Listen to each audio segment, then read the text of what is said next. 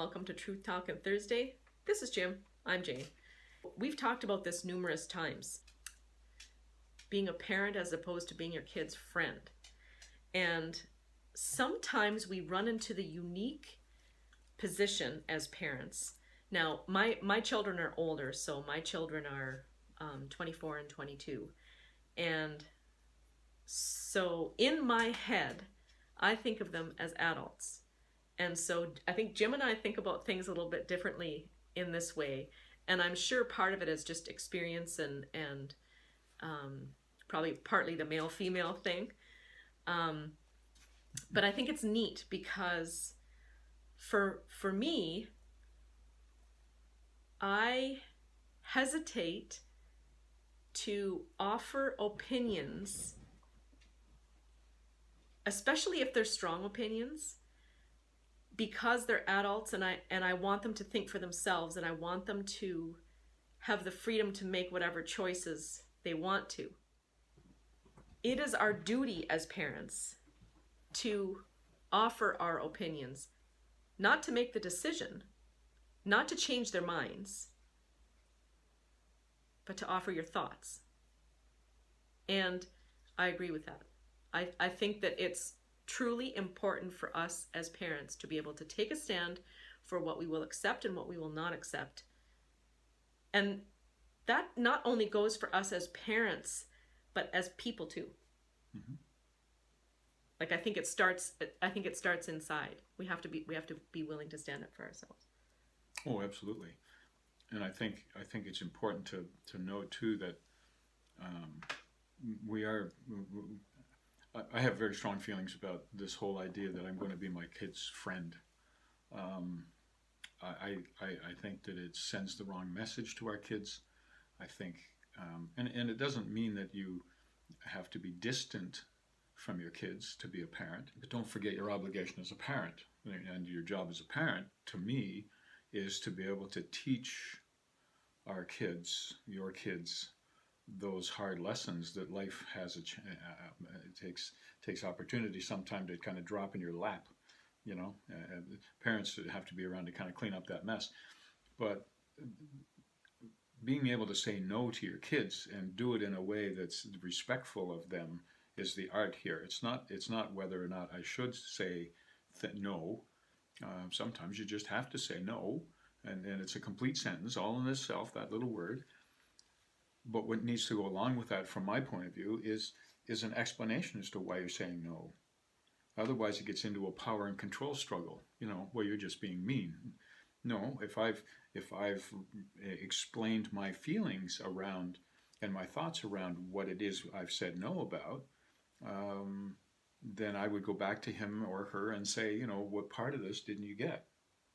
You know, how can I explain this differently so that you understand more about where I'm coming from? And so I think that's maybe the part that a lot of parents don't put out as well. They just say no. When our kids were little, I remember this, and I stand by it. I believe in it. There's a time when your children are quite little when it's okay just to tell them, because mommy said so.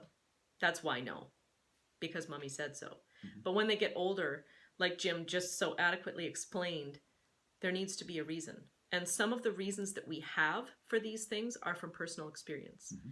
And I have had this happen to me several times where I have watched someone that I love, whether it be my children or friends or family, experiencing something that I identify with so passionately. And I'm ashamed to admit that sometimes I haven't said anything because I didn't feel it was my place. And I think that was wrong of me, because I feel like when you care about somebody, it is always your place to share if you are concerned. And again, as Jim so adequately said, not with the intent of making a decision for them or telling them they're wrong, but sharing what you're feeling, sharing any fears, because perhaps they haven't thought of it that way. That if I don't explain why, where that's coming from me, then that jeopardizes any opportunity for my kids to learn something important. And it's over a period of time you have to develop this relationship with your kids. Don't lie to your kids, because if they find out you lied once, they'll figure you're going to lie again. So that puts us in a place where we have to tell the truth, and why shouldn't we anyway? Tell the truth. They get to the point where, regardless of how tough the message is, I know that my dad or my mom's going to tell me the truth, and so I can believe what they say. That's what you're doing. You're paving the way for them to trust you, so that when you really have to come down and say, "Woof," they're going to know that it's from the heart and it's true. They may not like it. They may be pissed at you. They may stay angry with you for 3 or 4 or 5 days. So what? Yeah. So what? They'll get over it. They will. Mm-hmm. And as long as they don't disrespect you in the process, because they aren't free to do that either. Maybe they'll learn how to learn how to tolerate. They'll grow some tolerance around people who don't agree with them all the time, and they'll understand that better. And all. There's always kind of a message to be learned, or a lesson to be learned in some way. It depends on us as parents, not friends, parents, to teach them those different kind of things.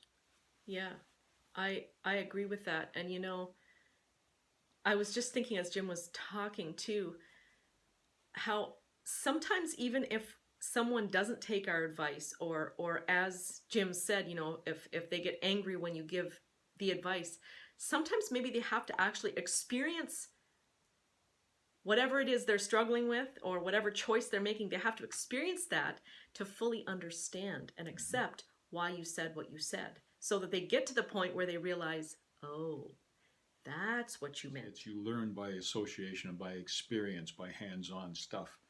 And like Jane just said really nicely as well, sometimes they gotta get hurt in the process. And I'm not talking about losing limbs and all that kind of stuff. Their feelings get hurt. Their assumptions get jarred a little bit. They get uncomfortable. They get upset. They get miserable. All those kind of things. Sometimes they have to go through all of that so that they can associate what it is you're trying to say to them in a way that makes some sense to them finally. And I think we have to give our kids enough credit to say, at the end of the day, when they get to the end of the rope kind of thing, they're going to say, yeah, maybe the old man was right, or maybe mom was right. Maybe I need to do that. So, and even reassuring them at that point that it's fine. Yeah. You're not offended. You're not offended because they didn't take your advice and save themselves. How many times have we ourselves had to learn that way? I know, my goodness, I've had to learn so many lessons that way. Yeah, real hard. It was not easy. I might not have lost limbs, but I think my insides are a little mushed up from some of it. Yeah. And sometimes the hard lessons are the way that it happens. Mm-hmm. That's experiential Yep. learning. Oh, yeah. From the flip side of that coin, how would you feel if you did not voice your opinion and something truly horrific happened? Yeah. And it could have been avoided by you voicing your opinion. And I think that's really what's impressive to me right now. I just experienced something, and I had to say something that I thought I would never say. And it really pretty much brought me to my knees emotionally.